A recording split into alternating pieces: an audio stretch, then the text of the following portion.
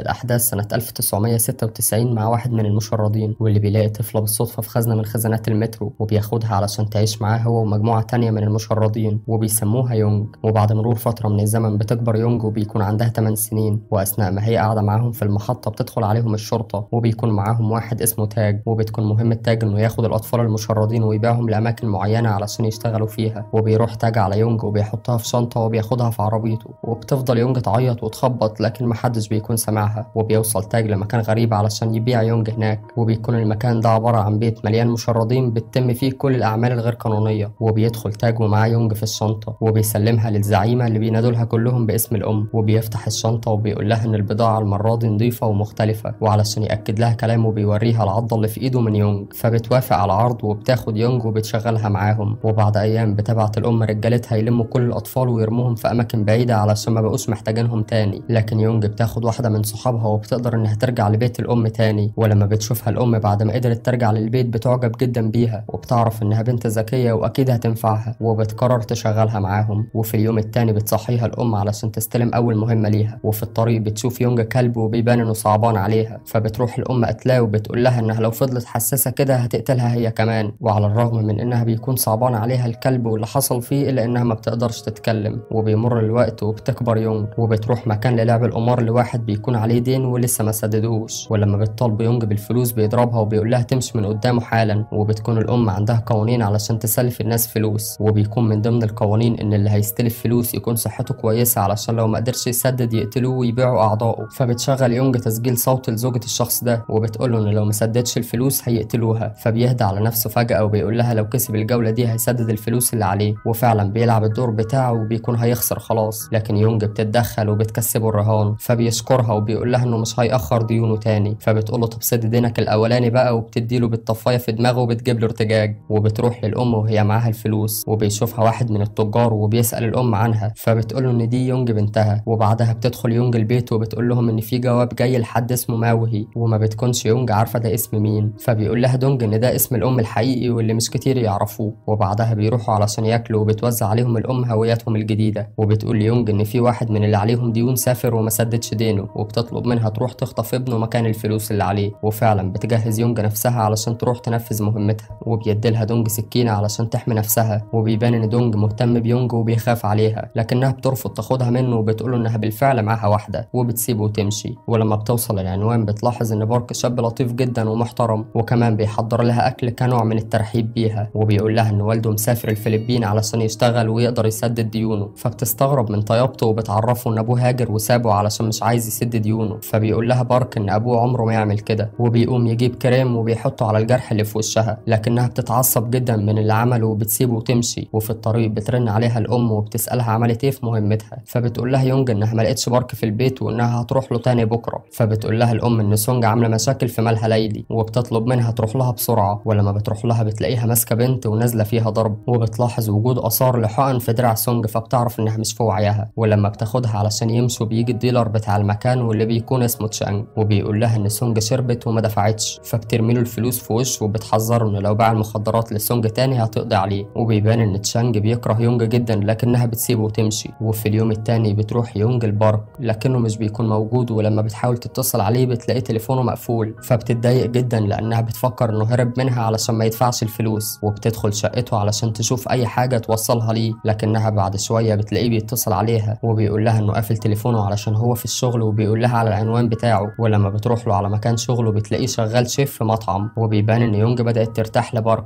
لكن على الرغم من كده بتتعامل معاه بنشفان. ولما بيخلص شغله بيديلها جزء من الفلوس وبيعرض عليها تروح معاه يتفرجوا على فيلم، فبتستغرب يونج من طلبه لكنه بيشدها وبيجري. وهناك بتنام يونج في نص الفيلم، ولما بتصحى بتلاقي نفسها نايمة على كتف بارك فبتبعد بسرعة. فبيقول لها بارك الفيلم ده خلص، ايه رأيك نتفرج على واحد تاني؟ فبتبص له يونج بقرف كده اللي هي باصت انت هتصاحبني. وبعدها بيعزمها بارك على عصير وبيقعدوا يتكلموا شوية، وبتسأل يونج عن السبب اللي مخليه دايما فرحان، فبيقول لها بارك انه مش دايما لكنه فعلا بيحاول يكون كده. فبتسأله تاني عن السبب اللي خلاه يشتغل طباخ، وبيلاحظ بارك ان يونج فجأة بقت عايزة تعرف عنه كل حاجة، وبيقول لها انه بيحب الطبخ من وهو صغير، وده لانه كان بيحب اكل معين لكنه ما كانش معاه فلوس علشان يشتريه، وده خلاه عايز يتعلم الطبخ علشان يعمل لنفسه كل الاكل اللي هو بيحبه. وفعلا هو اتعلم ودلوقتي هو واحد من افضل الطباخين في شغله. وفي الوقت ده بيروح تشانج للام الأم وبيضايقها جامد بالكلام وبيسيبها ويمشي. وبعد يوم طويل بين يونج وبارك بيفصل بارك وبتوديه يونج لبيته علشان ينام. ولما بترجع لبيتها بتلاقي الأم ماشية لوحدها في المطر، فبتروح علشان تساعدها وبتروح معاها يقفوا على البحر شوية لأن الأم بتكون مخنوقة من كلام تشانج. وهناك بتبدأ الأم تعمل بعض الطقوس لأمها اللي وحشتها، فبتقول لها يونج إنها أكيد كانت بتحبها جدا. فبترد عليها الأم بكل ثقة وبتقول ليونج إنها قتلت أمها في المكان ده وعلشان كده بتحب دايما تيجي هنا. فبتستغرب يونج وبتسيبها وتمشي. وفي الوقت ده بيكون دونج وليو قاعدين بيتعاملوا مع بعض الشباب اللي كان عليهم فلوس وما سددوهاش. وبيكون ليو قاعد يحسب الفلوس اللي هتطلع من أعضاء الناس دي كلها، وبيقول لنفسه إنهم لو كانوا دفعوا كان هيبقى أوفر لهم. ولما بترجع يونج البيت بتسألها سونج هي كانت فين، وبتعرفها إن الجميع ملاحظ إنها متغيرة جدا الفترة دي ومش على طبيعتها. وفي اليوم التاني بتروح يونج مع سونج علشان يشتروا شوية لبس، وبتلاحظ سونج إن في فستان عجب يونج جدا، فبتضغط عليها علشان تدخل تقيسه وتشتريه، لكنها بترفض لأنها مش متعودة على لبس البنات الرقيقة ده. لكن سونج بتقدر تقنعها وبتشتري لها الفستان. وفي الوقت ده بيروح دونج البارك مكان شغله وبيهدده إنه لو ما دفعش باقي الديون اللي على أبوه هيقتله. وبالليل بترجع يونج للبيت وبتكون مبسوطة جدا بصورها وهي بالفستان. لكن يا فرحة ما تمت، بتقابلها الأم وبتطلب منها تجهز العربية علشان رايحين مشوار. وبتتفاجئ يونج إن المشوار ده هو بيت بارك، وبيكونوا رايحين علشان يقتلوه لأنه مش قادر يسدد. وبتكلم الأم الدكتور اللي هيجي علشان يساعد يونج في العملية، فبتتوتر يونج جدا وما بتكونش عارفة هتعمل إيه، لكنها بتقرر تكون هادية علشان الأم ما تلاحظش حاجة. وبتنزل يونج جري على بارك علشان تقول له يهرب قبل ما يجوا ويقتلوه، لكنه مش بيقتنع وبيقول لها إنه ما أذاش حد أو ما عملش أي حاجة علشان يهرب. وفجأة بيطلع عليهم ليو وبيجري على بارك علشان يقتله، لكن يونج بتدافع على بارك وبتقتل ليو وبتاخد بارك وبتهرب. لكن باقي العصابة بتوصل وبيمسكوا بارك ويونج وبيفضلوا يضربوهم. وبتوصل الأم وبتدي سكينة ليونج وبتقول لها تقتل بارك علشان تثبت إن ولائها لسه ليهم، لكن يونج مش بتقدر تتحرك من كتر الضرب اللي هي خدته. وبتفضل تترجى الأم إنها تسيب بارك علشان يعيش لأنه ما عملش أي حاجة. فبتسيبها الأم وبتروح على بارك وبتقضي عليه قدام عينها علشان تخليها تندم أكتر. وبتطلب الأم من رجالتها إنهم يتخلصوا من يونج، لكن فجأة بيوصل دونج وبيضرب رجالة الأم قبل ما يقتلوها. وبيقول لها تسامحها المرة دي لأن مهما كانت هي واحدة من عيلتهم، لكنها مش بتسمع كلامه. وبتبعت يونج لتشانج علشان ده أكتر واحد بيكرهها وهيقدر يتعامل معاها. وهناك بيفضل تشانج يتريق على يونج وبيحاول يهينها، لكنها بتطلع السكينة وبتضربه بيها في عينه وبترميه في البحر وبتجري. وبيجروا وراها رجالة تشانج علشان يمسكوها، لكنها بتكون فهد بنت اللعيبة وبتنط في البحر وبتقدر تهرب منهم. وفي اليوم التاني بيكلم تشانج الأم وبيفضل يزعق لها على اللي يونج عملته فيه، فبتقفل في وشه. وبعدها بشوية بتوصل الشرطة لبيت الأم وبيقولوا لها إن تشانج بلغ عنك إنك مش طبيعية الفترة دي. فبتتضايق الأم جدا وبتقول لهم إن مالهمش حق يجوا لحد هنا طالما فلوسهم بتوصل لهم كل شهر. وبالليل بيحاول دونج يتصل على يونج، وده لأنه بيكون متضايق جدا من غيابها، لكنها مش بترد عليه. وفجأة تليفون سونج بيرن، ولما بترد على المكالمة بتفضل تزعق للمتصل وبتقول إن الرقم غلط. ولما بتقفل بيبان إن المتصل كانت يونج، لكنها كانت بتعمل كده علشان ليو ما يلاحظش حاجة. وبنشوف الأم وهي رايحة لتشانج علشان تشوفه عايز منها إيه، وبيبان إنه متضايق جدا منهم وتحديدا يونج. وبيطلب تعويض من الأم عن عينه اللي يونج ضربته فيها. فبتطلع الأم آلة وبتكتب المبلغ اللي هتعوضه بيه، فبيوافق تشانج على المبلغ، لكنها بتقوله إن المبلغ ده هنخصم منه شوية فلوس عليه وكمان شوية مهمات أنت ما تممتهمش في وقتهم. وبتعرض له المبلغ النهائي، وبيبان إن تشانج دلوقتي مديون بدل ما كان هياخد تعويض. فبيتضايق جدا وبيكسر الآلة. وفجأة بيلاقي رجالته اتقلبوا عليه وقتلوه. وبتكلم الأم الدكتور اللي هيجي ياخد أعضاء تشانج علشان يبيعوها. وبعدها بنشوف يونج وهي بتحاول تدخل لمكان معين، لكنها هناك بتقابل ليو وبيكون عايز يقتلها.